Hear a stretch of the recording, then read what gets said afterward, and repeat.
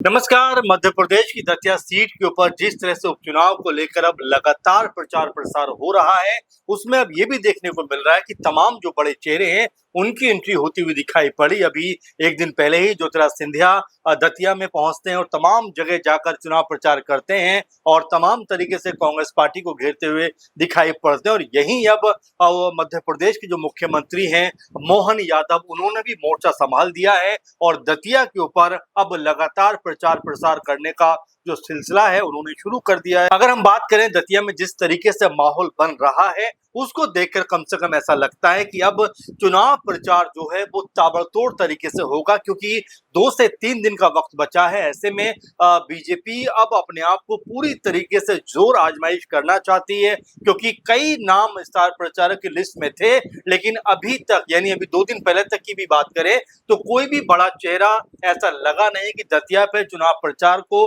लेकर इंटरेस्टेड भी है, क्योंकि कोई भी बड़ा नाम दिखाई नहीं पड़ा। ले देकर जो है आशुतोष तिवारी जो बीजेपी के प्रत्याशी भी हैं दतिया से, वो प्रचार प्रसार कर रहे थे। कुछ स्थानीय नेता प्रचार प्रसार कर रहे थे और वहीं नरोत्तम मिश्रा लगातार आशुतोष तिवारी के साथ में कदम से कदम मिलाकर चलते हुए दिखाई पड़ रहे थे, यानी वो ही प्रचार प्रसार में जुटे हुए थे। लेकिन अब सिंधिया के आने के बाद मोहन यादव जो मुख्यमंत्री हैं मध्य प्रदेश के, उन्होंने भी मोर्चा संभाला है। उन्होंने क्या कुछ कहा है इसके बारे में हम आपको बताते हैं।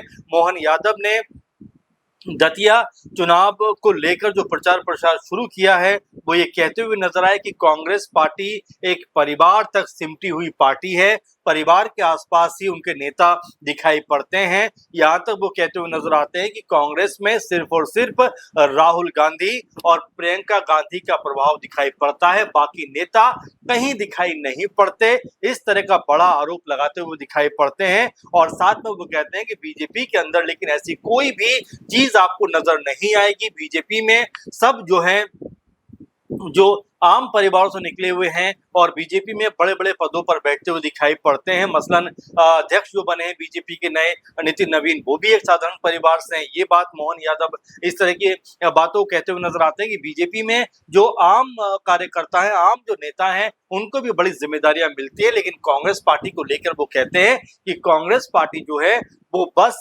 राहुल गांधी और प्रियंका गांधी की इर्द गिर्द सिमटी हुई है, यानी कांग्रेस पार्टी में परिवारवाद जो है वो अपने चरम पर दिखाई पड़ता है। लेकिन यहाँ पर जो मोहन यादव में ये बात कहना भूल जाते हैं कि अगर बीजेपी की बात करें तो ढेरों नाम ऐसे दिखाई पड़ते हैं जो परिवारवाद का उदाहरण नजर आते हैं। अगर हम जो सहयोगी दल हैं बीजेपी की, उनकी बात करें तो लगभग हर दल जो है वो परिवारवाद की कहानी कहता हुआ दिखाई पड़ता है। बिहार अगर देखें तो चिराग पासवान से लेकर जितना मांझी, जेडीयू और भी उपेंद्र कुशवाहा, उत्तर प्रदेश में देखें जयंत चौधरी, अनुप्रिया पटेल, यानी एक तरीके से जो बीजेपी के साथ हैं उनमें परिवारवाद पूरी तरीके से दिखाई पड़ता है। लेकिन बीजेपी के नेता जब इस बात को बोलते हैं तो सिर्फ और सिर्फ कांग्रेस पार्टी पे जो है निशाना साधते हुए दिखाई देते हैं। यहाँ तक कि जब ज्योतिरादित्य सिंधिया जो है अपना बयान दे रहे थे परसों, उन्होंने भी परिवारवाद को लेकर घेरा कि कांग्रेस पार्टी जो है वो परिवारवाद के इर्द गिर्द ही उलझी हुई दिखाई पड़ती है।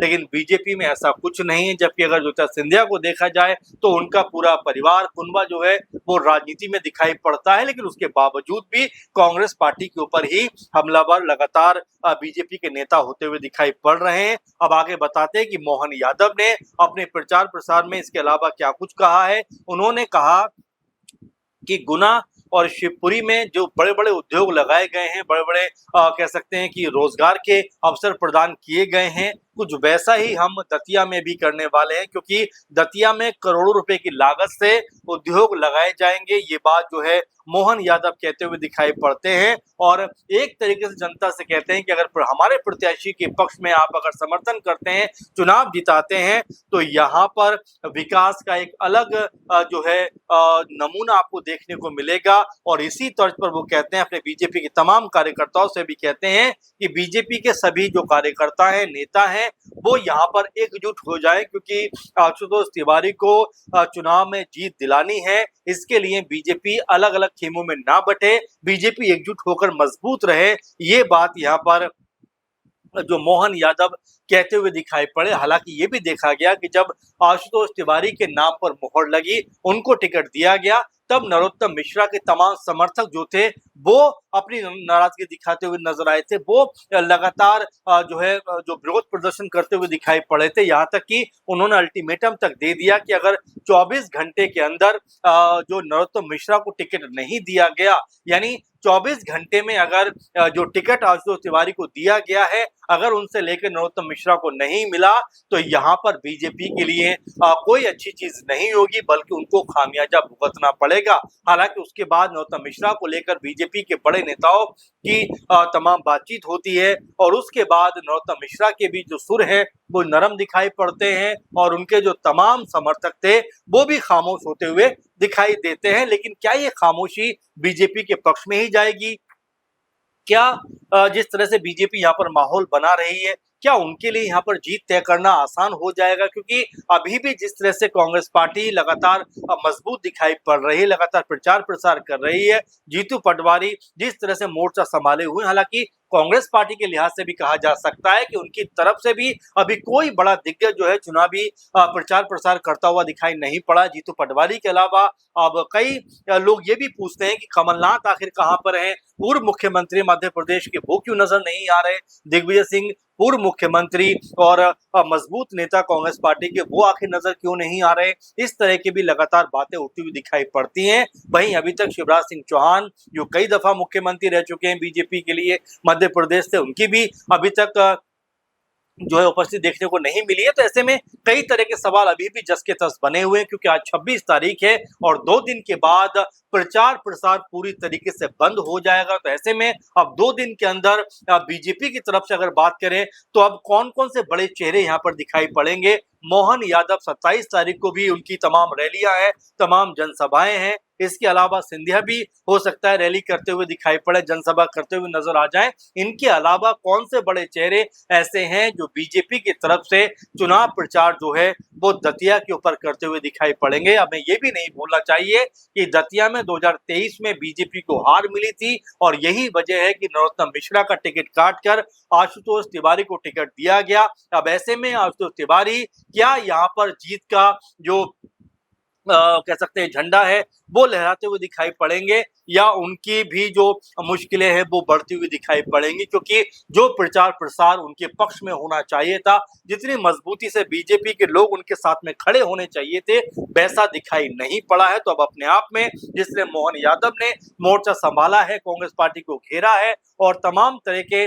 जो वायदे हैं वो जनता से किए हैं कि अगर हमारा प्रत्याशी यहाँ से चुनाव जीतता है तो गुना और शिवपुरी की तरह यहाँ पर भी उद्योग लगाएंगे और करोड़ों रुपए का यहाँ पर सरकार अपना इन्वेस्टमेंट करेगी। और इसी तर्ज पर वो कहते हैं कि आशुतोष तिवारी को सबको मिलकर जिताना चाहिए। बीजेपी के तमाम नेताओं से वो ये बात कहते हुए नजर आते हैं। अब देखना ये होगा कि मध्य प्रदेश में क्या चुनाव जो है वो यहाँ से आशुतोष तिवारी के पक्ष में जाता हुआ दिखाई पड़ेगा, या कांग्रेस पार्टी जिस तरह से प्रचार प्रसार कर रही है उनके प्रत्याशी को हराना बीजेपी के लिए मुश्किल हो जाएगा। क्योंकि 2023 में बीजेपी की हवा के बावजूद, तमाम तरह से नरोत्तम मिश्रा का बड़ा नाम होने के बावजूद भी बीजेपी को ये सीट गंवानी पड़ी थी। तो अब ऐसे में जिस तरह सिंधिया के बाद अब मोहन यादव ने हुंकार भरी है, उसका कितना बड़ा फायदा यहाँ पर आशुतोष तिवारी को देखने को मिलेगा, ये जो है 30 जुलाई को और उसके बाद 3 अगस्त को जब परिणाम सामने आएंगे तब अपने आप में पता चल जाएगा। फिलहाल